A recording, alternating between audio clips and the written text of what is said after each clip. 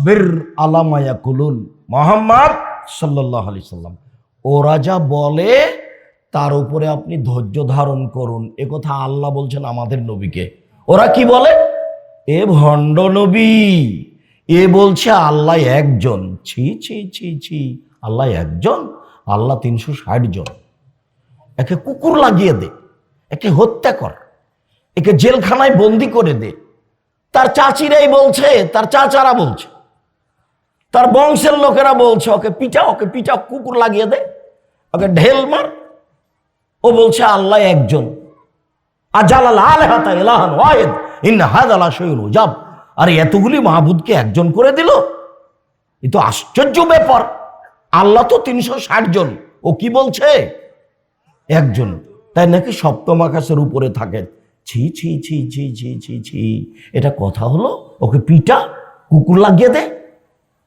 ও পাগল হয়েছে, ও পাগল হয়েছে। একজন কবিরাজ এসে বলছে, আচ্ছা আপনাদের এখানে মোহাম্মদ ওই লোকটা পাগল হয়ে গেছে, ওকে জিনে ধরেছে, ওকে ওপরিতে ধরেছে, আমি জিন ধরা ভালো করতে পারি। ও কোথায়? ওই যে পাগলটা, ওই যে। তো জেমাত গিয়ে বলছে, সবাই বলছে আপনি পাগল হয়েছেন, তো আমি পাগলামি ভালো করতে পারি, জিন ধরলে ছাড়িয়ে দিতে পারি, তা আমি কি এ কাজ করব? তখন আল্লাহ রসুল কথা বললে হাম পড়তেন। তখন আল্লাহ রসুল বলছেন, ইন্নাল হামদালিল্লাহ নাহমাদুহু ওয়া নাস্তাইনুহু মান ইয়াহদিহিল্লাহু ফালা মুদিল্লা লাহু ওয়া মান ইউযলিল ফালা হাদিয়া লাহু ওয়া আশহাদু আল্লা ইলাহা ইল্লাল্লাহ ওয়া আশহাদু আন্না মুহাম্মাদান আবদুহু ওয়া রাসূলুহু। এখন আল্লাহর নবী কথা বলবেন, তাই সূচনাতে এই আল্লাহর প্রশংসা করলেন। তো এখন কবিরাজ বলছে আপনার কথা বলা লাগবে না, ইকরা মারাতান উখরা, আপনি যেটা বললেন সেটা আবার বলেন তো, সেটা কি? তো আমাদের নবী আবার পড়লেন। তখনও বলছে, কত গণকের কথা শুনলাম, এরকম কোনোদিন শুনিনি। কত কবির কথা শুনলাম, এরকম কোনোদিন শুনিনি। আশহাদু আল্লা ইলাহা ইল্লাল্লাহ ওয়া আশহাদু আন্না মুহাম্মাদার রাসূলুল্লাহ, আমি সাক্ষ্য দিচ্ছি আল্লাহ ছাড়া কোনো মাবুদ নেই, আমি সাক্ষ্য দিচ্ছি মুহাম্মদ আল্লাহর রাসূল। কবিরাজ মুসলমান হয়ে গেল। কবিরাজ পাগলামি ভালো করতে এসেছে কার? আমাদের নবী মুহাম্মদ সাল্লাল্লাহু আলাইহি ওয়াসাল্লামের। আমার কথা এটা নয়, মানুষেরা যে তাকে পাগল বলছে, কুকুর লাগিয়ে দিতে বলছে, তো ওর শক্তি নাই, ও ঠেকাতে পারে না। না ঠেকিয়ে পাল্টা বলছে মুহাম্মদ সাল্লাল্লাহু আলাইহি ওয়াসাল্লাম আপনি একটু ধৈর্য ধারণ করেন, ওরা যা বলছে বলুক, আপনি একটু ধৈর্য ধারণ করেন। মুহাম্মদকে ধৈর্য ধারণ করতে বলছেন পৃথিবীর সবচেয়ে দামি মানুষ, পৃথিবীর সবচেয়ে দামি মানুষ। এত বড় দামি মানুষ পৃথিবীর ইতিহাসে কেউ জন্ম নেয়নি। জান্নাতের গেটে বড় অক্ষরে লেখা আছে, যিনি সর্বপ্রথমে জান্নাতে প্রবেশ করবেন তিনি হলেন মুহাম্মদ সাল্লাল্লাহু আলাইহি সাল্লাম। যেদিন বিচারের মাঠে কেউ কথা বলতে পারবে না, সেদিন একক পার্সোনাল মর্যাদায় কথা বলবেন মুহাম্মদ সাল্লাল্লাহু আলাইহি সাল্লাম।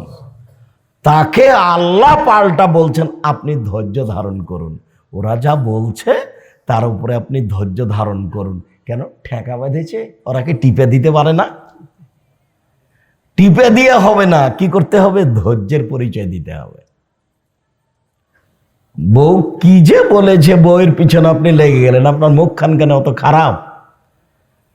যখনই আমি বলি যে মহিলারা যদি 4টা কাজ করে তো জান্নাতে সরাসরি চলে যাবে, জান্নাতের সব দরজা খোলা।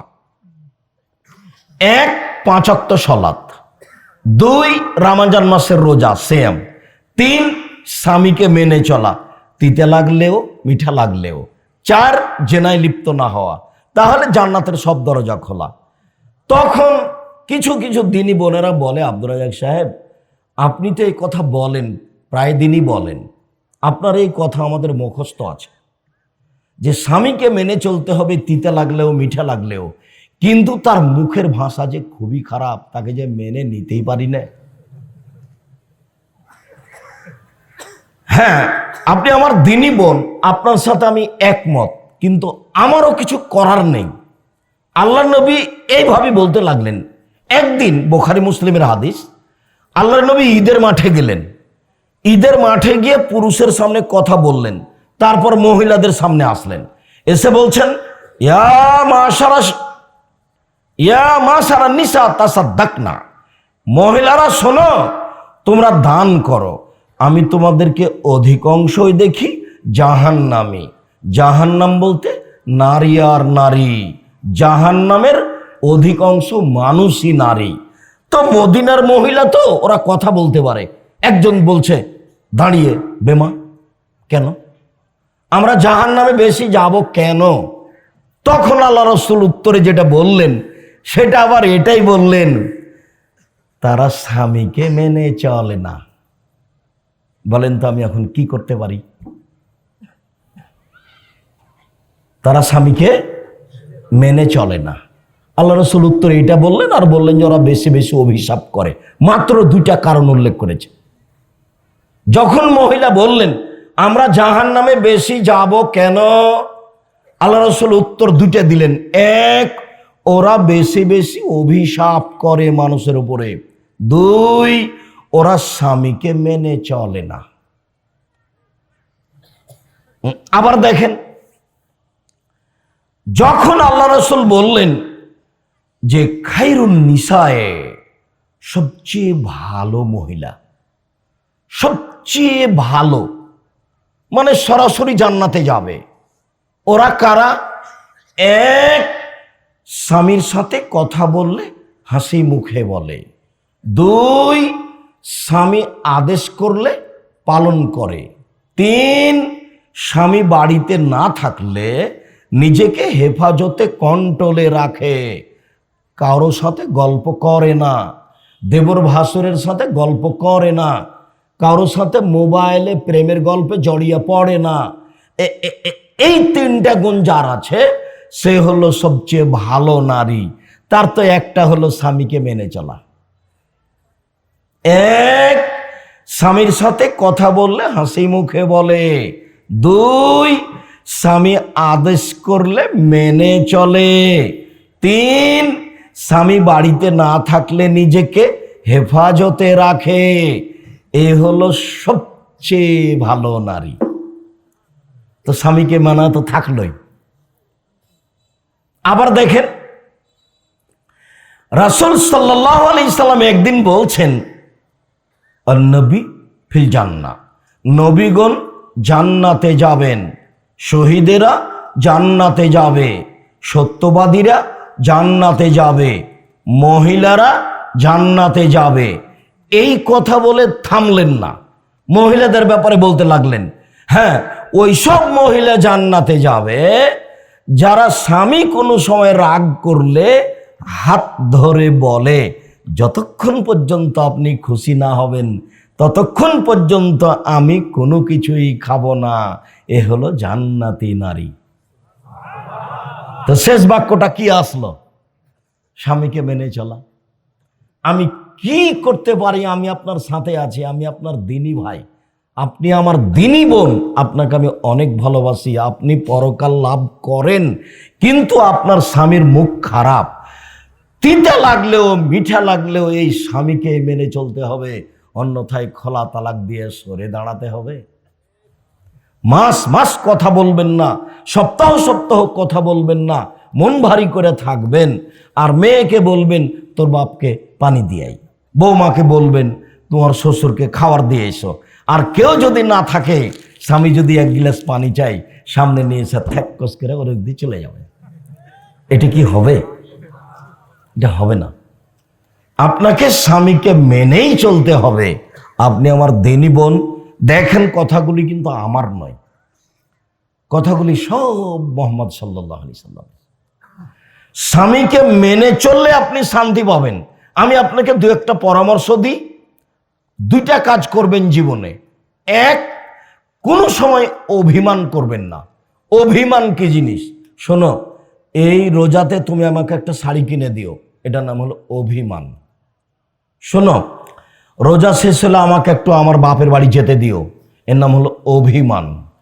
অভিমান যদি 2-1টা পূর্ণ না হয়, তখন শয়তান আপনাকে বলবে, দেখলি তোর স্বামী তোর কথা মানে না, দেখলি তোর স্বামী তোর কথা মানে না।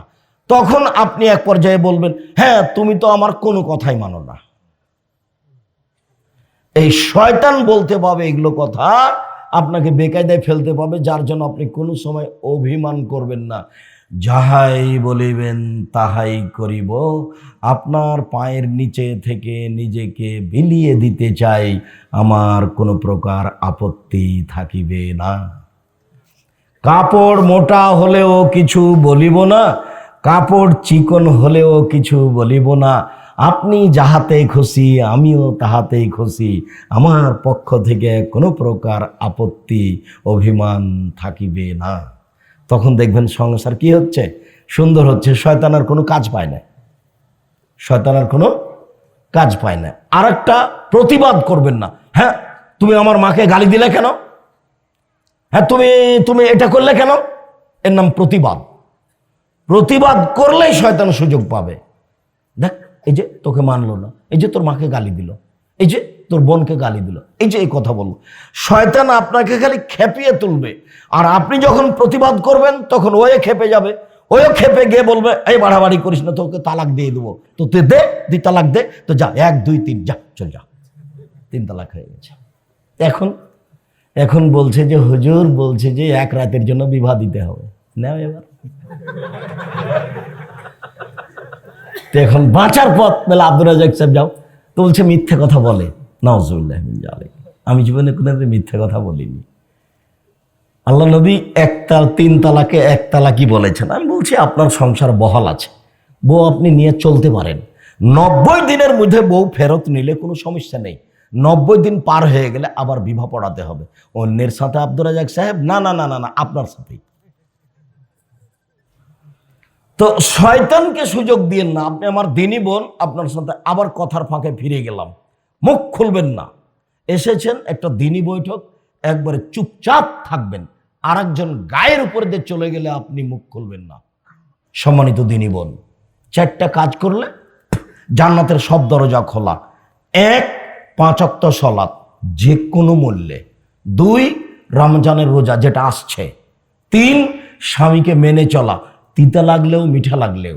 যেহেতু আপনি এর সাথে চলতে চাচ্ছেন, তো আপনি ওর তিতা মিঠা হিসাব না করে মেনে চলেন। 4 জেনায় লিপ্ত হয়েন না, হয়ে গেলে তওবা করেন, আল্লাহ মাফ করে দিবেন, জান্নাতের সব দরজা খোলা, যেটা দিয়ে ইচ্ছে যেতে পারবেন।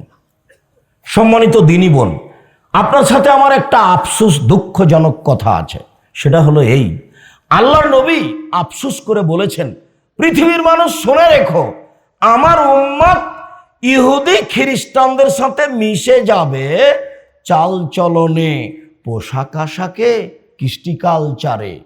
ডান হাতের বিঘত যেমন বাম হাতের সমান, এটা যেমন সমান সমান, আমার উম্মত ইহুদি খ্রিস্টানদের সাথে মিশে যাবে তেমন সমান সমান। আবার বলছেন, পৃথিবীর মানুষ শুনে রেখো, ডান পায়ের জুতা যেমন বাম পায়ের সমান, বাম পায়ের জুতা যেমন ডান পায়ের সমান, এই দুইটা যেমন সমান সমান, আমার উম্মাত চাল চলনে, পোশাক আশাকে, কৃষ্টি কালচারে তাদের সাথে মিলে যাবে তেমন সমান সমান। এইবার ভাষাগত নিচে নামতে লাগলেন কঠিন ভাবে, বলতে বলতে বলছেন, পৃথিবীর মানুষ শুনে রেখো, ইহুদি খ্রিস্টান যদি মায়ের সাথে জেনা করে থাকে, তো আমার উম্মত তাদের সাথে মিল দিতে গিয়ে মায়ের সাথে জেনা করবে। এবার আমি তোমাকে দেখাই, এই যে তোমার মাথার চুল উপরে বড় আছে, চতুর্দিক চাচা আছে, এটা হলো খ্রিস্টান ইহুদিদের নীতি। ওই যে খেলোয়াড়ের, তোমার মাথায় এভাবে, তোমাকে কে চুল ছাড়তে বললো? আমি তো বলিনি, আমি তো বাধা দিয়ে আসছি। তোমার বাপ দেখতে পায় না, তোমার বাপ তো একটা কাপুরুষ, তুমি ওকে বাপ বলি না, ওকে বলবা চাচা, ওটা তোমার সৎ বাপ। জন্ম দিতে পারলে বাপ হওয়া যায় না, 30-34 বছর থেকে বলছি, জন্ম দিতে পারলে বাপ হওয়া যায় না, নীতির নাম বাপ। জন্ম দিতে পারলে বাপ হওয়া যায় না, এই কথা ঠিক নয়। বাপ হতে হলে তাকে, ছেলেকে লালন পালন করতে হবে, নিজে উপার্জন করে লালন পালন করতে হবে, বাপের জমিদারি দিয়ে ছেলের শিষ্টাচার, কৃষ্টি, কালচার, বিদ্যা বুদ্ধি দিতে হবে বাপকে। যদি না পারে দিন মজুরি করে ছেলে মেয়েকে কৃষ্টি, কালচার, নিয়ম কানুন, বিদ্যা শিখিয়ে দিবে। যদি না পারে বাপ ভিক্ষা করে ছেলে মেয়েকে পড়াবে। ছেলে ভিক্ষা করতে পাবে না। জন্ম দিয়েছে ওর একটা জিম্মেদারি। মেয়ে জন্ম দিলে সহজ ছিল জান্নাত, ছেলে জন্ম দিয়েছে, এক পয়সা লাভ নাই ছেলে মানুষ করে, কিন্তু তাকে পড়াতেই হবে। দিন মজুরি করে পড়াবে, ভিক্ষা করে পড়াবে।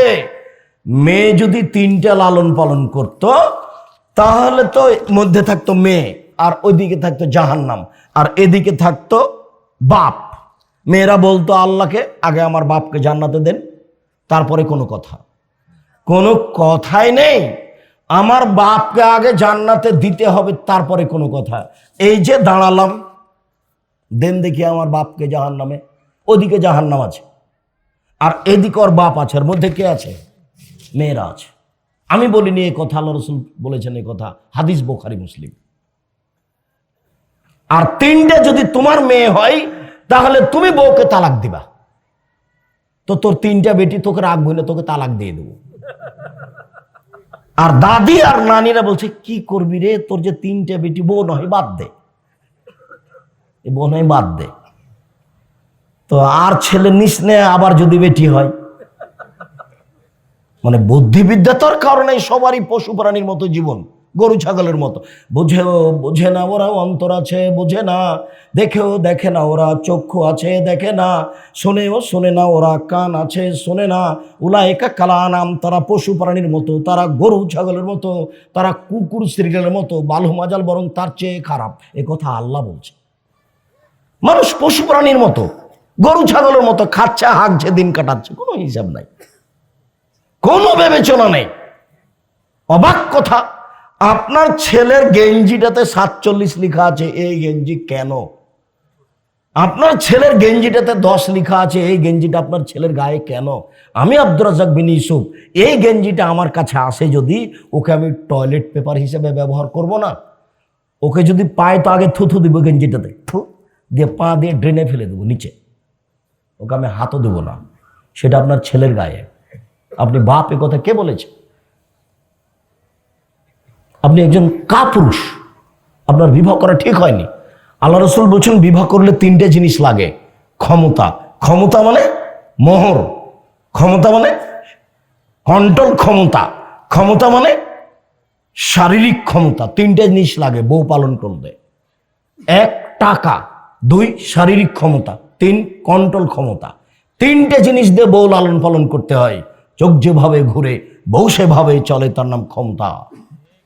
চোখ যেভাবে ঘুরে বউ সেভাবে চলে, তার নাম ক্ষমতা। বউ লালন পালন করার জন্য 3টে জিনিস লাগে। 1 টাকা, 2 শারীরিক ক্ষমতা, 3 কন্ট্রোল ক্ষমতা। সবটির সমন্বয়ে ক্ষমতা যদি না থাকে, তো আল্লাহ রাসূল বলছেন তুমি রোজা থাকো, তুমি রোজা থাকো, তুমি রোজা থেকে থেকে যৌবন ধ্বংস করে দাও, তুমি বিবাহ করিও না। হাদিস বুখারী মুসলিম। আমি জবাব দিব? আমি কেন জবাব দিব? আপনার মেয়ে এখন এখানে বসে আছে, ওই একটা পায়জামা পরে আছে, স্কিন পায়জামা, যে পায়জামা পরলে শরীরের অঙ্গ প্রত্যঙ্গ তো বোঝা যায়, লজ্জা স্থানও বোঝা যায়। জবাব আমি দিব? আপনি দিন। কেন পায়জামা পরে আছে? আমার প্রতিষ্ঠানে যদি আপনার মেয়ে পড়তো আর এই পায়জামা যদি পরে ঢুকতো, তাহলে তাকে ঘরে পাঠিয়ে প্রধান শিক্ষিকা পায়জামা পরিবর্তন করে তার সামনে আগুন জ্বালিয়ে দিয়ে দেখাতো তাকে। আপনার মেয়ে পরে আছে স্কিন পায়জামা এখন, আর আরেকটা পায়জামা পরে আপনার মেয়ে মাঝে মধ্যে, যেটাতে আর একজন মানুষ ঢুকবে।